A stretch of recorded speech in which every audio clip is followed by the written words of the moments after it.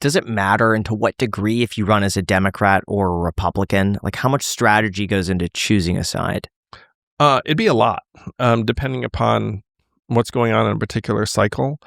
So I'm just going to call out RFK ran for president as a Democrat in 24, and then the Democrats said, we're not going to have a primary, and then he switched to independent, and he wound up endorsing Trump down the stretch.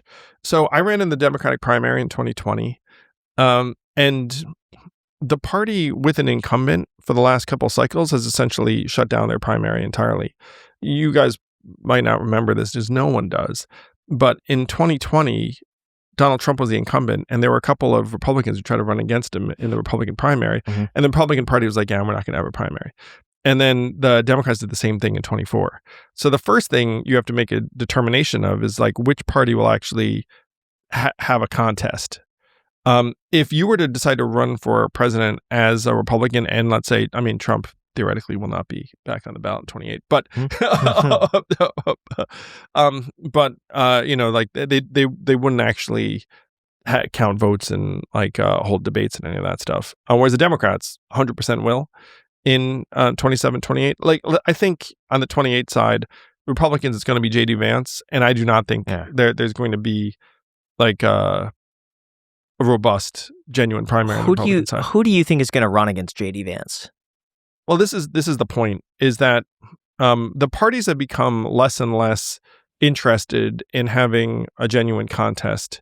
And so if J.D. Vance becomes, let's say even he becomes president before 2028, he would truly be running as the incumbent. And so I'm not sure the Republican Party will have a genuine primary against him. I think it might What just about be the J.D. other Vance. side? On the other side, it's going to be everybody. It's going to be dozens of candidates. And I know a bunch of those folks. But if you were to make a prediction, though, and say, hey, I think it's going to be this, who would you say?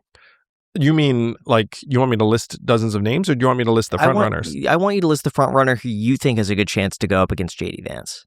Well, right now, if you were to look at Polymarket or Kalshi, any of those things, I think that they'd have Gavin Newsom as the front runner. That's what I think. And he is taking advantage of the current media environment to stake a claim. I will say I've met the vast majority of these human beings, and Gavin commands a room and is a better political athlete than the vast majority of other Democrats that are going to be running. He's just really, really good in a room. He's tall. He's good looking. He's got good hair. Like, you know, I mean, the dude. It's been a fascinating experience because I've been in these rooms now. The guy does have like that kind of TV president that vibe. it factor almost. Yeah, no. I mean, you tell when he's in the room. There are various candidates that don't have that. Is that important to have? Do you think you need to have that it factor and that presence? That it factor makes a big difference, particularly now in this media environment. It helps on the ground in these states. It helps with social media. It helps with all that stuff. What do you think about Zohran Mamdani? Because he clearly had the it factor. He got so many people just completely obsessed with the idea of him winning the mayoral election of New York. I haven't seen someone capture a mayor election like Mamdani. His engagement just alone on Instagram is insane. It's millions of likes. Even people in LA were like, I wish Mamdani would come here. I've never seen someone captivate a young audience like him. What do you think of his rent control policy / fiscally very liberal policy, or fiscally progressive policy, I should say? So Zohran and I are friendly. We've known each other for a while. And he's young himself. It's one reason why his stuff clicks online, because he's actually native to it. So Andrew Cuomo might have been 60 years old and Zohran might have been 35. So when you talk about who's going to be using Instagram and TikTok, and right now that stuff is a huge advantage in terms of your ability to movement build with these tools. Now, Zohran's policies, some of them I don't like at all. Some of them I am very, very amenable to. Like, do I like the idea of subsidizing childcare for working families in New York? Yeah, I do. It's like childcare is really expensive, and if you can like make it less of a burden, great. That probably means like the parents will be able to get to work more, and like you don't have someone who has to stay at home. Like that's a win. I thought the government grocery stores was a terrible idea. And so I think he's backed away from that one because enough people have gone to him and been like, yo, man, like that's dumb.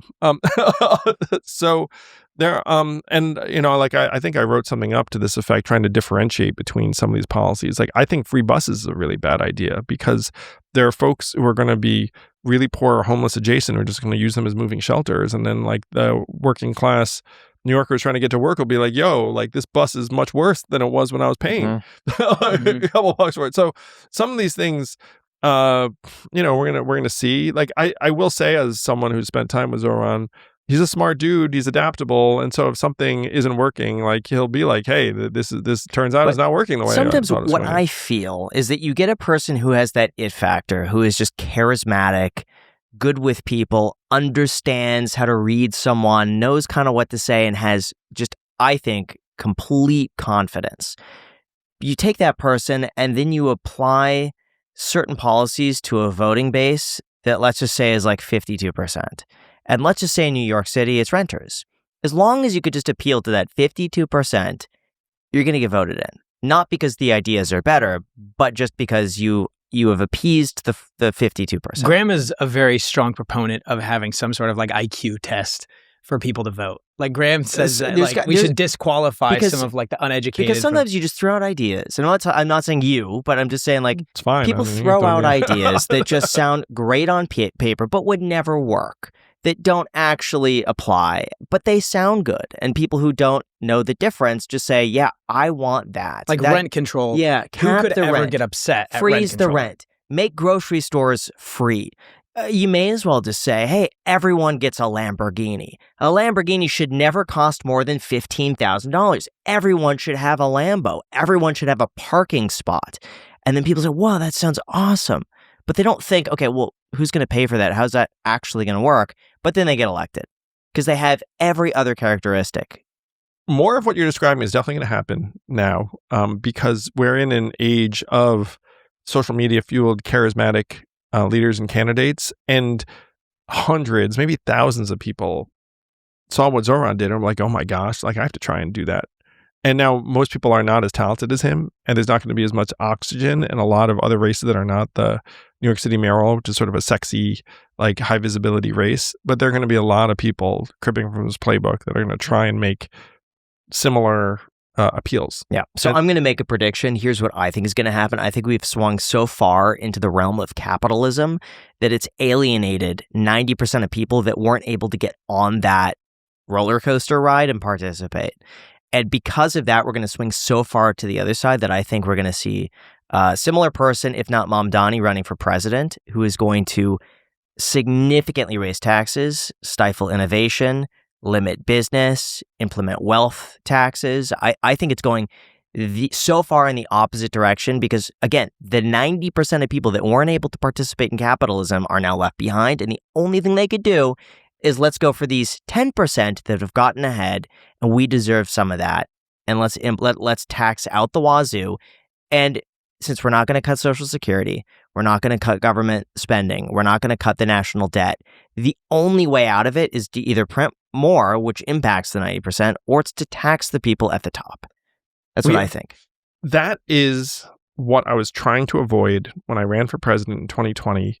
And I would say to very wealthy friends of mine in Silicon Valley, guys, this is enlightened self-interest.